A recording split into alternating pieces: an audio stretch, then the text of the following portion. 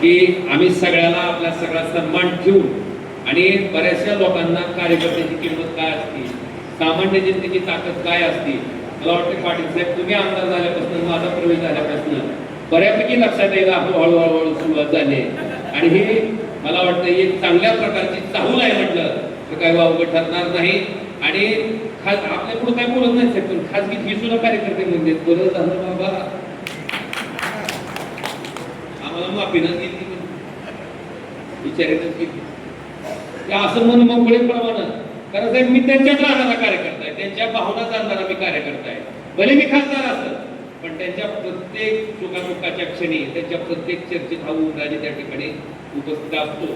त्यामुळे त्यांच्या भावना निश्चितपणे मना दिल से दिल तक का नाता आहे आम्हाला, आणि ती जोडला गेलेला आहे आणि ती तसाच अखंडपणे जोडला राहील एवढं वचन देतो.